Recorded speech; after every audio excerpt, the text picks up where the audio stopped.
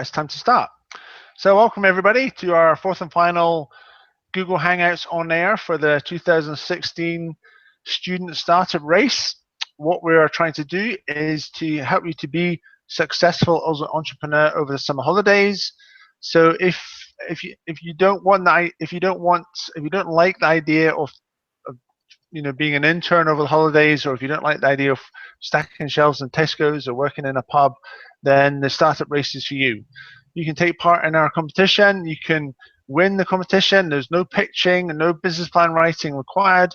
What we're expecting you to do is to get out there and acquire customers or generate revenue. So whether it's selling bottles of water, whether it's being a social media expert, whether it's selling stuff on Amazon or eBay, whether you're in Afghanistan or Australia, or whether you're folks home in Cambridge, whether you're in Edinburgh, you can take part in the 2016 Student Startup Race. And we hope that the experience will be incredibly valuable for you, that you will have a life-changing moment, and on top of that, there will be cash prizes. So thousands of pounds prizes for the winners, and that will be determined by the people who've either generated the most revenue, acquired the most users, or been able to crowdfund the most amount of money. So what we're looking at is, it's a bit like The Apprentice. You have to get out there and work hard rather than stand in front of a bunch of suits and try and impress them with your presentation skills. We want you to become an entrepreneur that can make money. And like we said in previous sessions, you need to learn how to sell. It's easier if you have a small thing to sell that will give you the learning that you need to really solve someone's problems.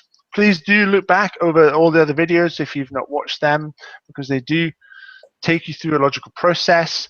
Please do register on the website here. It's only £10 to enter the competition, so please do that. And what else I need to say? Thank you for watching us on the fourth and final session. You've been here throughout, so that's 2 hours you've invested now of your time and energy. We really appreciate that, you coming back and listening to what we have to say. As Dan has said, please try and contribute. If you have any questions, please let us know what they are. And you can email me directly if you want at james@thestartuprace.com. We are our startups ourselves, so we are very keen to hear from you, get some feedback on how we can improve things, because we're just like you, essentially. We are trying to make a difference and serve people. Pardon me. Okay, so what I want to say next. So we're moving on to building a team. And I've got a couple of slide shares, there's a couple of images I want to share with you in a moment. But let's just really talk about the benefits of having a co-founding team. Well, the main one is, of course, it is really difficult on your own to build a high growth or a very powerful startup. You have to do all the work yourself. It's just really challenging. Now, of course, if you want a lifestyle business, if you want to be a gardener or a plumber or a home decorator, then that's fine. You can essentially own your job. If you want to do something that has is more ambitious, you really want to scale and have an impact around the world, then you're going to need to have a founding team. So I'm just going to quickly share one image with you. I'll try and make it as big as possible for those people who might be watching on the phone. And so I need my green button. There it is. Okay, so here we have the founding team of Apple. So Steve Wozniak on the right, and Steve Jobs on the left, and I think Leonard, someone in the middle. I can't actually remember his name. Sadly to say, I should have Googled that beforehand. So there we have the Holy Trinity of Apple. And there is in startup land, we do talk about the Holy Trinity of the founding team, and we'll come on to that in a minute. So why do you need to have co-founders in your team? Well, there's three main reasons. There's a lot of work to be done, and it's a lot, to do it on your own, it will take you a long time. And if you work 18-hour days, then you'll very soon get burnt out. So you need someone who can help you with the effort that it takes to build your business. And of course, if you're having to do everything, in some areas you'll be working to your strengths, in some areas you won't. You'll be working in areas that you're not experienced in, you're not skilled at, and you're not really interested in. And so procrastination might actually kill you before you really get going. And hopefully that will be a lesson you can learn from and move on to give it another go by looking for co-founders. So alternatively, if you find co-founders who have complementary strengths to you, it's wonderful to actually watch someone who takes on a task and does some of the heavy lifting. Whether it's always, whenever I looked at my technical co-founders, I've always been in awe of, and it's just really entertaining watching them solve problems such as configuring servers or writing code or debugging. It's just awesome. If I was to do that, it would be a disaster. It would be terrible. It would take for ages. It would take for absolutely ever. So it's wonderful to have co-founders in your team who can do things you can't, and of course, who encourage you when the going gets tough, when you're ill, or when you have a disappointment, or things just don't go to plan. It's hard to keep yourself motivated when it's just you. And so you need to have people who believe in your idea and want to help you build it. And of course, this is one of the things that we show on the startup journey image, is to find co-founders who believe in your vision and will enable you to achieve it. Now, if an investor is looking at you and it's just yourself, they will automatically discount you as a viable investment opportunity because they just know that it's not going to work. So that's one other reason why you need to have some co-founders, because you're just not going to get investment. And if you need investment, that's going to be a problem. Right, so obviously the problem is where to find them, where to find an investor. And do you have any views on this, Dan? Sorry, did you mean a co-founder or an investor? Sorry, I read how to find a co-founder. Sorry, did I say the wrong thing? Yeah. Well, you're gonna be working with them quite closely. So if you can, somebody that you already know, because then you know that you get along with them. And but you've got to weigh up between how much they're going to help you solve the problem, and how are you going to get along. Because some people do liken it to like your next marriage or whatever, and they say, some people have said that they've even done prenups for a co-founding agreement in terms of what happens when, if this happens, what is the result and stuff like that. So it's about trying to find that in between. Okay, well, I get on really well with the person, but at the same time they add a lot to the team. So preferably your friends, and if not, someone that's good at what you need and you have a good relationship with. Yeah. So in the past, I've met co-founders at networking events, and like Dan has said, it's good if you are able to build a friendship with the person first, and you just don't see them as a walking solution on legs for your startup, but you actually have a relationship. And I would suggest that it does, like Dan says, it does need to be someone that you like. There are some online solutions such as CoFounders Lab that you can register with and put your profile on there, and people will say whether what kind of co-founder they're looking for, and they do use some archetypes. So it helps you to find someone who perhaps can provide what you need. And the other way to find a co-founder is going to an incubator. So a university incubator, you see someone who's working on an idea, or they see what you're doing and they come across to help you because they have something to offer. It's nice of them, and they're doing that for a reason, and perhaps you should consider inviting them to join you. And there is a great video called The Dancing Guy by Derek Sivers. It's a TED Talk, and he says that if we see a lone nut who's dancing on his own, who's trying to achieve something, then why not consider whether you can help them. We don't all need to be the leaders. We don't all need to be the CEO. We can actually join other people's teams because we believe in what they're trying to do. So that's let's not just think it's all about us, but it could be about other people too, or other people's vision. And just think outside the box with that. So I am actually just going to quickly share another image. I just need to get on the right page. And it's gone really big because I made it bigger a moment ago. Okay, cool. Here we go. Let's try and screen share again. All right then. So this is the Holy Trinity, as I think Dave McClure of 500 Startups talks about. So you have the visionary, the person that's going to lead it, and in some ways that could be Steve Jobs. He was very much a vision of, and I think I talk about this in one of the tools in the website in the startup race competition portal, the members portal. We talk about this and how Steve Jobs, his when he saw the graphic interface, he knew that that was the way that Apple had to go, and so and it fitted with his vision. And then you have the hacker. So very often they're the software developer, or they're the artist, the person that creates the cake, makes the cakes, or is the thing that rolls up his sleeve and just really gets involved. And then you have the hustler. So this is the person who makes things happen. He is able to look at the big picture but manage the small detail really well, and just make sure that everything gets done. So they're very much the person who manages a lot of the execution.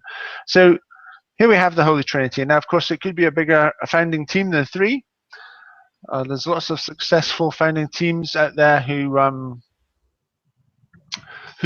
have 5 team members or more, and of course that means that people are able to specialize and work to their strengths more. Cool. So that's one thing to think about. Now, of course, it's one thing to meet someone at a networking event or in an incubator, but if you're going to invest 3 years of your life in a partnership with someone, you need to be able to determine whether they're the right people, the right co-founder for you. And people make lots of mistakes in this area and give away, a quarter or a third of their company on day one. And like Dan mentioned before, prenuptials can, as prenuptials can prevent or safeguard assets in marriage, so too can vesting and shareholders' agreements protect your startup. So there are some things that you can do to protect your startup and to make sure that you don't join up with someone who's going to wreck your startup. One of the things you can do is to trust your gut. And what Dan said before is often if it's a friend or someone you generally like, and liking someone is in some ways is your subconsciousness who makes that decision. You like them for a reason because they have the same values as you, or something that you can't really put your finger on is telling you that this person is good for you. Now, of course, life circumstances happen, and that's where you need your shareholders' agreements and your vesting to protect you from misfortune. Who knows when someone might get ill, or there might be an accident, or all sorts of things can go wrong. So you do need to use the right legal documents to protect your startup. But very often a small project is the best way to test whether the person is a good fit for you. And so very early on in the stage of your company, you need to do something together. And it's how people behave rather than what they say that is really important. Words come cheap, but actually seeing someone step up and deliver speaks volumes, and you need to take note of how people actually behave. Okay, so that's one of the underlying principles. You need to think about, you need to run an experiment essentially. You need to build, measure, learn an experiment for your startup team. You need to build an experiment, you need to see how things go, and then you need to learn from it. Does that make sense? Now, of course, you can do some backgrounds on your potential co-founders. You can Google them. You can look them up on Facebook. There are some bad actors out there.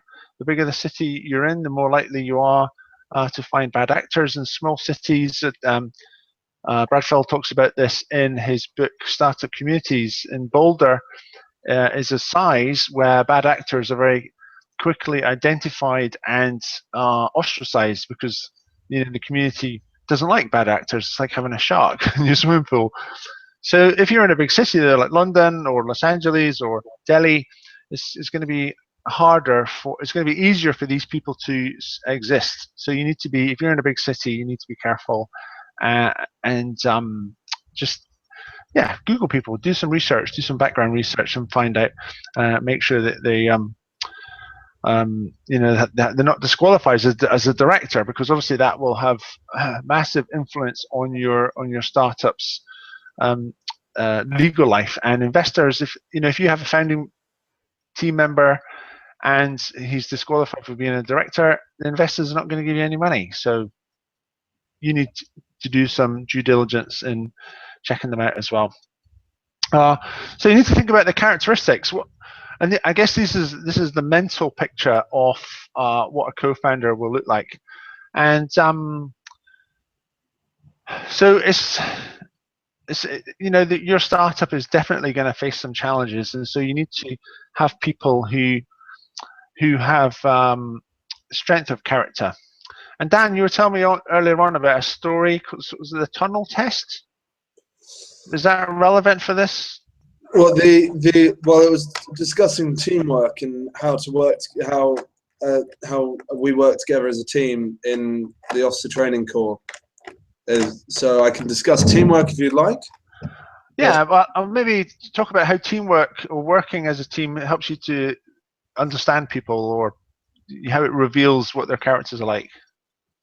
Oh, well, when a lot of the time you'll have stuff to do with pressure. So I'm part of the Officer Training Corps, which is a Army Reserve program.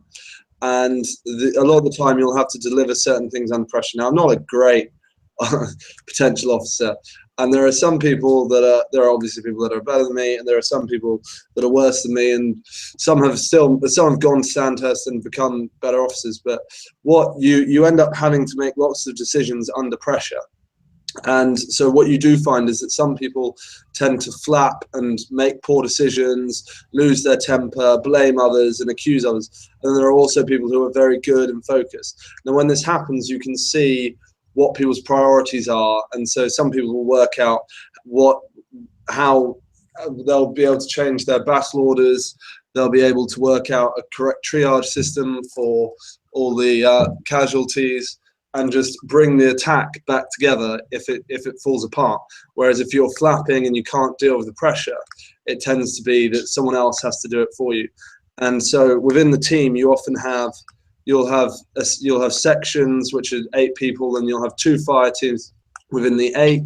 Then each platoon is made out of 3 sections, and then there are multiple platoons in a brigade, another 3.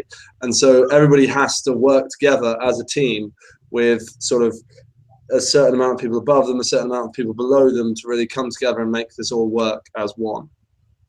And what kind of mindset or characteristics do well in this kind of and under pressure, would you say? Well, there's a psychological, I believe it's a mindset that's known as being hardy, and so it's people that thrive under pressure. They actually perform better.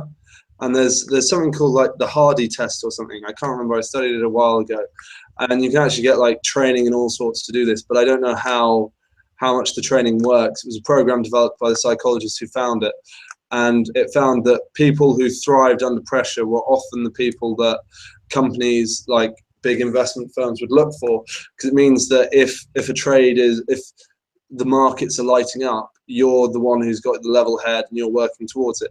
And that it can feel like that often with a startup, because whereas when you're trading, there's a lot of things going on, whereas when you're in a startup, you feel relied upon a lot more. It's about you delivering for your team. And so you need to have that sort of being able to keep a clear head under stress, and being, if anything, more productive under stress than when you're not. Right. Okay. Cool. So I'm interested in researching the hardiness test. Well, I'll try and find it, and I'll add it to the bottom of the thing if I can find it. Oh, that'd be great. I was at a Startup Grind event earlier on this week, and Peter Dines from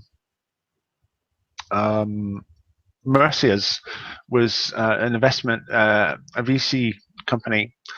He was talking about the ideal profile of a startup founder or CEO, and he said that they need to have a high degree of emotional intelligence. and to manage the team effectively.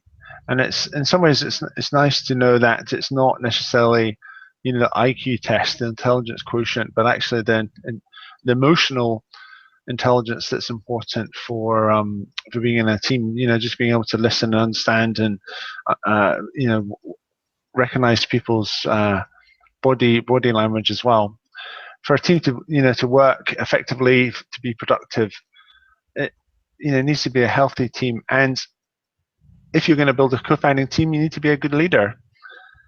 And my definition of leadership is that you go first. You be a role model to the rest of the team, and that is a good incentive for you to think about what's your responsibility and how can you do better in this area.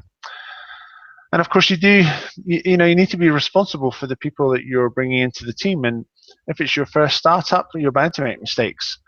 And running a little experiment, see how the team works, can de-risk that, can help you to recognize what works well, to prevent disastrous mistakes later on. So there is some thinking to be had around this, and we are going to give you resources to help you to do this in the Startup Race website in the members area. So please look out for those. And of course, if you've not yet signed up, please do that, because we want you to start earlier as possible in the Startup Student Race, so you can have as much time as possible to generate as much revenue or acquire as many users or crowdfund as much money as you can. So what else to say? So you might be an existing startup, and you might have a team that's with you already. In some ways, you need to make the most of the team that you have and just help people to feel safe in the team. And Steve Simon Sinek, has written a great book called Leaders Eat Last. So I would recommend that people take a look at that book, because it's based on servant leadership. And this is puts leadership in context. We're not the boss of our co-founding team. We're not to order them around, but rather to find out what they need and to provide them with it. So if they need encouragement, you need to be able to do that. If they need to wake up and realize that the house is on fire, they need to do that. So as a leader, as a CEO, you have a lot of different things to do, manage your team. And some people might think it's I'm just going to carry on building my business on my own, but it's going to take you a long time, and it will take a lot more effort to build a business on your own. So you really need to have people. So what I'm saying, I guess, is that you need to shift from the independence, I'm going to do it all mindset, because the price you will have to pay is far more painful than learning how to build a team around you of people who believe in your vision and want to help you to achieve it. And that is a positive way to look at the situation of building a co-founding team. You need to have a vision statement. We're going to help you with this in the startup race. You need to be able to take your idea and make it attractive, or to solve a key problem that you can use to recruit co-founders and recruit investors and recruit customers, because these things take effort on your part. And if you're able to do it intelligently, if you're able to avoid the common mistakes that people very often make, then your experiences and your chances of success will be much higher. Do you have anything to add to that, Dan? No, I don't, unfortunately. Sorry. That's okay. That's okay. So I have had numerous co-founding experiences in the past. I remember my first business when I was importing motorcycles from America. I had been a motorcycle courier, and I saw an opportunity to buy motorcycles and import them to the UK.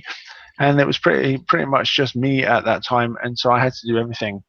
And it wasn't sustainable over the long term. So after 3 years, I decided to do something different. And the market had changed, the opportunity wasn't as easy, and I was moving on in my life. And you know, it was one of those lessons. I thought it was really hard to do it on your own. And after that, I ran a community project that used motorcycles to engage young people in personal development, and I had a team around me. I recruited 8 people into the team, and so I guess that was that was my first experience of building a co-founding team. So it was in a different sector. It was in the voluntary sector, different environment, but the principles are still the same. If you're going to, just as Dan has been talking about being an effective fighting unit in the army, people need to work together. And, you know, we are defying the odds in trying to build a startup, and is not going to be any easier than being in the army or running a voluntary project. It's going to be 10 times harder. So you really do need to think about, how can I find someone to help me? How can I find the right person that will complement my skill set? How can I find someone who will be with me for the long haul of the journey? And I tell you, when you find these people, it is absolutely wonderful.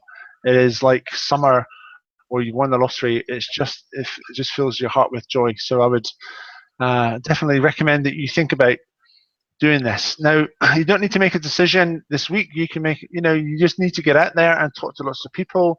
The more experience you have about talking to people, just building friendships, getting to know them, the more wiser you will be, and understanding how people are different and how to spot people who are not appropriate for you. So they may be skilled in the area that you need, but their values don't fit with you, or they're too busy doing something else, or they are you have a gut instinct that it's not going to work. So you got to talk to a lot of people before you find the right people.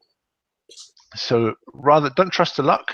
You need to work hard, just like in everything with building your startup. You need to work hard, because we are doing something that most people can't be bothered or don't want to do. They just want to do the 9-to-5 job. They want to be normal and work in Tesco's, or obviously we need Tesco's. We need people to work there. Otherwise, we wouldn't have any food in our cupboards and our fridges. So I'm always very friendly to when I go shopping.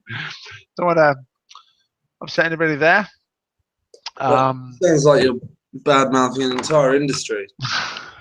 Saying that their internships are falling off. Yeah, I don't want to do that. I'm just saying that I'm just trying to emphasize the need for finding a co-founder to help you build your startup. Okay, so we have approaching the end of the session, and I would just really like to reiterate our call for you to take part in the student competition. We want you to have the best summer of your life by building a startup that can really make a difference and earn you some money over the summer holidays.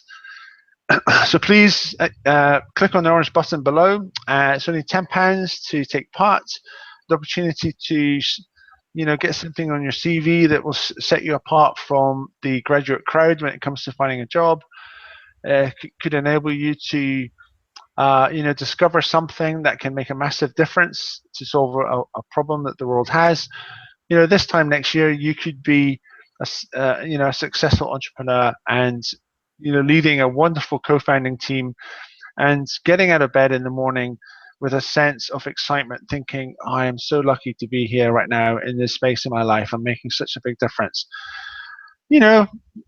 Hopefully that's how you feel. But even if you don't, the co-founding team, having a bunch of people around you to encourage you, could help you to get out of the challenges that you might be facing. Either way, please take part in the competition. I hope that that you've watched all of the videos. If you've not done so, please do take time to do that. Please use the tools that we've designed and we've provided for you in the members area, because they have been learned. We have paid a cost to bring them to you through our own personal mistakes and desire to live a different, more positive, and achieve more with our startup. So we are a startup. We're trying to, our mission is to help you to be successful. Please give us some feedback if you have any comments or have any questions. But we are going to run weekly support calls over the summer holidays, so please do look out for that. I'm going to Gran Canaria for 2 weeks, so I'll be reporting from some beach somewhere, and hopefully I'll get a good Wi-Fi signal for that to happen well. But you know, we are taking risks, and so I hope that you'll take a risk with us, and that we can help you to be truly fantastically successful with your startup. So that's all from me. You have any closing comments, Dan? There's no comments on the video. Oh, there is one. Somebody has asked, where is the best place to look for ideas? Okay, well, there's a book in our members area. So yeah, it's just it's just published. It was just published earlier on this year, so not many people know about it yet, but we have brought it to you, and you can. And there are all sorts of other resources in the members area for you to consider how to find a great idea. And of course, if you missed the first video, please watch that, because that's opportunities are everywhere, and we want you to. We've talked about that a lot, so hopefully, if you've not seen that, it will give you some good ideas.